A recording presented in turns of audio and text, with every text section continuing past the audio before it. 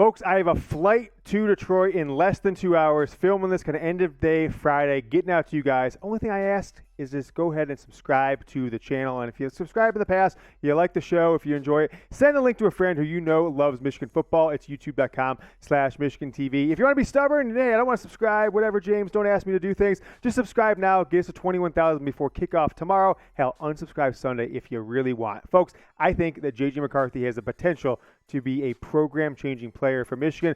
We're going to talk about all that and more coming up right now.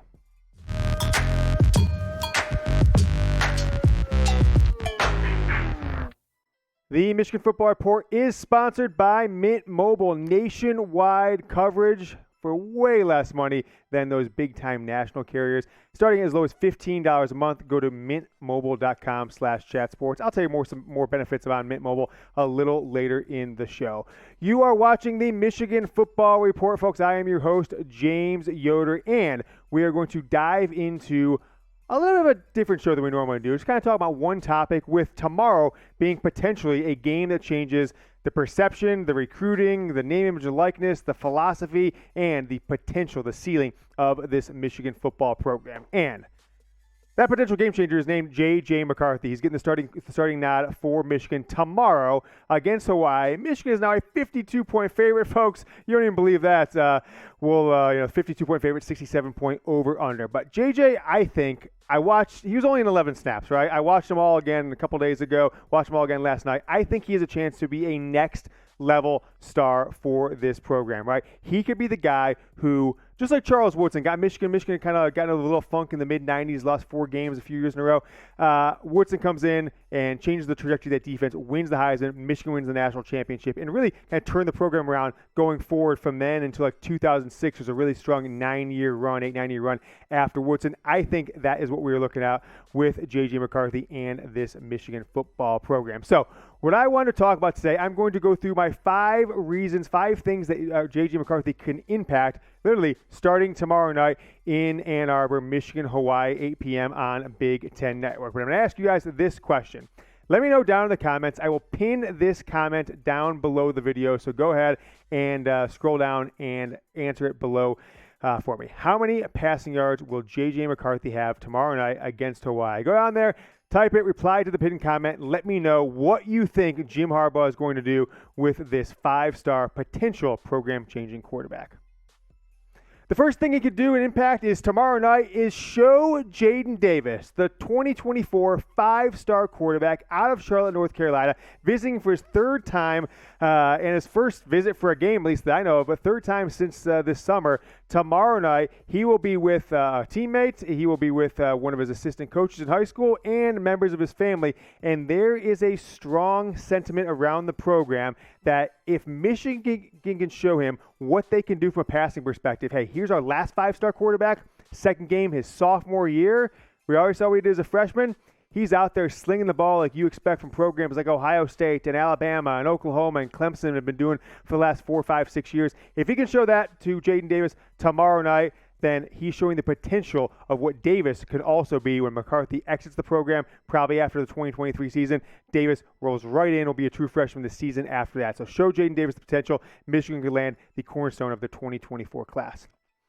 How about making Michigan cool for name, image, and likeness deals? J.J. McCarthy is the leader in the clubhouse of any player for Michigan, and he hasn't even ever started a game for this program. He's got a deal with Dunkin' Donuts. He's got a car deals. He's got his own summer camps. He's got his fellow teammates, many of whom were stars last year, working for him this summer and this spring on the McCarthy camps. There's one out in Chicago, a couple other different ones. And I think the more Michigan has look, let's just be real here. From an endorsement perspective, J.J. McCarthy kind of checks a lot of the boxes, right? He's a good-looking kid. He speaks well. He's got that swagger. He comes out and has confidence. And I don't think he's like one of these guys sometimes you get that star quarterback and everyone just hates him because he's too cocky or anything like that. He kind of reminds me of Joe Burrow in some ways, where we see him play, he's something different, and he's likable enough, and he's got that kind of all-American boy look that he will get more deals for himself, and then he's the kind of kid he showed last summer. He will spread the wealth and show potential recruits, hey, you come here, you're a starting quarterback of Michigan. We work $2-3 million a year, like J.J. McCarthy is when he took over his starting quarterback job against Hawaii on September 10th, 2022. There are odds out, sportsbook odds, on who will be the starter a week from tomorrow. Michigan, UConn, noon at the Big House. The odds are favoring JJ McCarthy. So if you want to win $100, right, you got to put up 140. So you got to risk more than you can even win. If you want to win 180, you only got to put up 100. So it's almost 2-1 against Cade McNamara. Those are the odds for Michigan starting quarterback. Chance.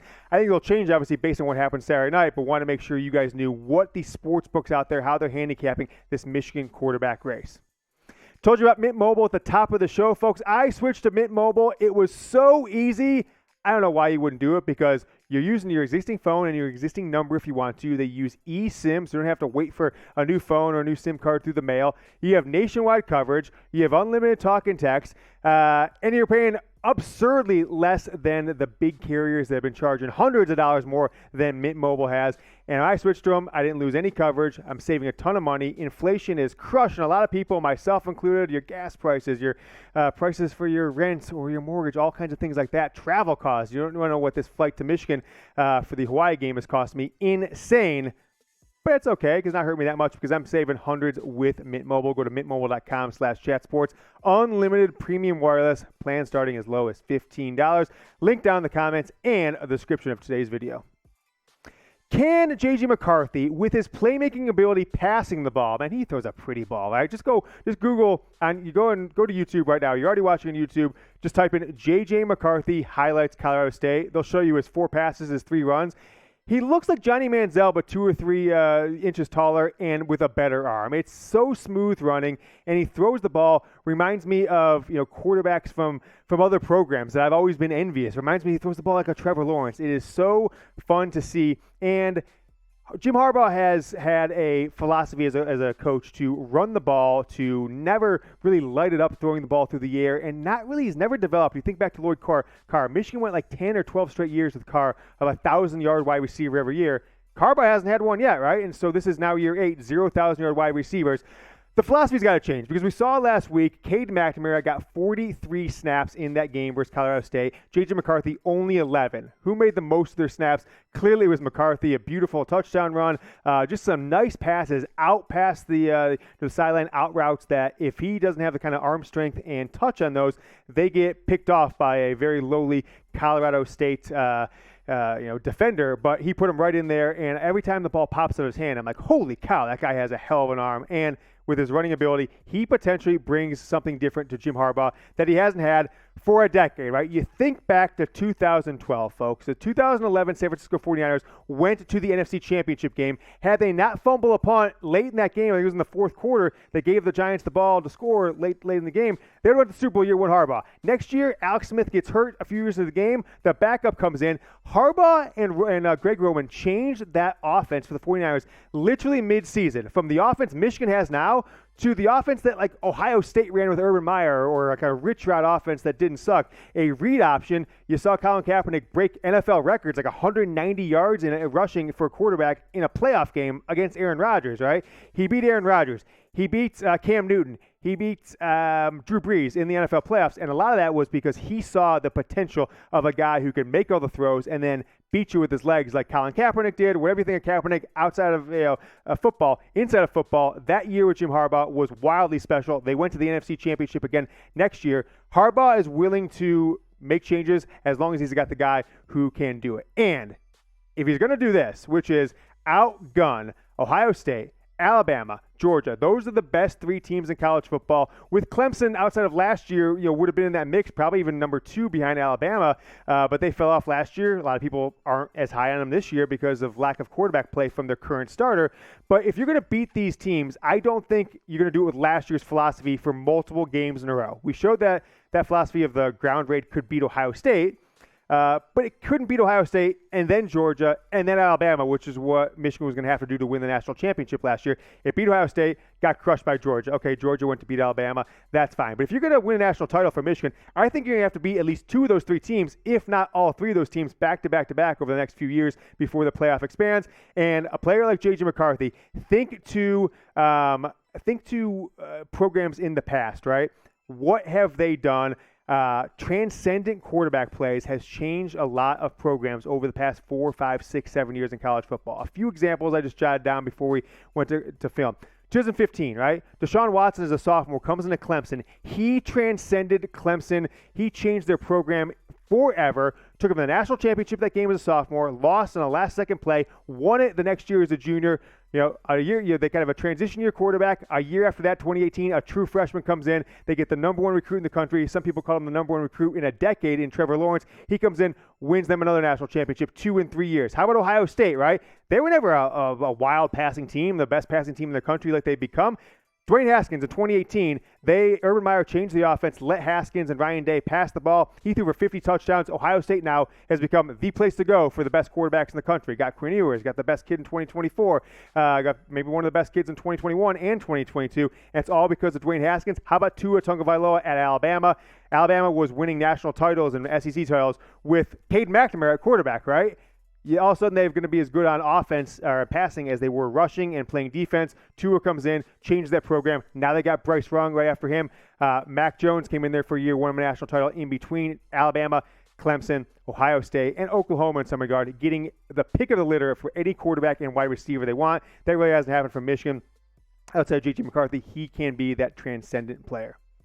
Michigan at Hawaii tomorrow, or Michigan versus Hawaii, not at Hawaii, of course. That might be nice. That'd be a cool game to go to, maybe. Haven't played since 1998. After the Ohio State game, Michigan went out there and played at Hawaii in December of 98. Predict the score down in the comments. I want to see if any of you guys can get the score correct. What's my score prediction, they asked me? Look at this, folks. I told you this a couple days ago. I'm going crazy. 77-0 Michigan. I think Michigan will be up 49-0 at halftime. I may be crazy, but I'm that excited about what JJ McCarthy is going to bring to the table. Maybe the most important thing he can bring to the table is he can potentially get the win this season, and maybe if he stays to a senior year in 2024, 2 of those bad boys in Columbus, which Michigan obviously would have done in 2020. Game got canceled by a terrible outbreak of COVID.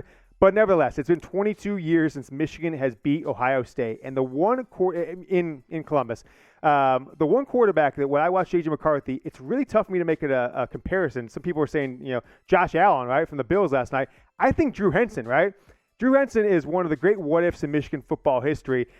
Came in, mop-up time as a freshman, split snaps for the first half of the year with Tom Brady. And then as a junior, they lost 3 games, Michigan did, is Henson's junior year. All 3 of those games, they had an 18-point lead at one point in that season. Think about how crazy that is. And the other team came back because Lloyd Carr just didn't let them air it out. They went to the running game, got stuffed.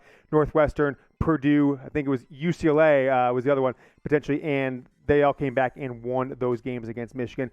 JJ McCarthy, with a change offensive philosophy, could bring what Drew Henson brought in November of 2000, which is a win in Columbus, which if Michigan gets that this year, folks, Ryan Day is in the hot seat. That program's in shambles, and Michigan, it'll be 4 years, between their last loss and potentially another one in 2023 in Michigan Stadium. Michigan could be on the pace to go 5 straight years without a loss to the Buckeyes, or 5 calendar years at least, with a win this year and then going into the Ann Arbor next year. I think JJ McCarthy is the best chance to outgun CJ Stroud and get Jim Harbaugh to change his offensive philosophy to win that big-time game on the road against what will probably be a top 5 team. If you made it to the end of today's video, go ahead and give me a go blue down in the comments. I want to know who my MFers are, my real ones, my day ones, the squad. Go ahead and type go blue. I'll be back tomorrow with another Michigan football video, game day video. Until then, go blue.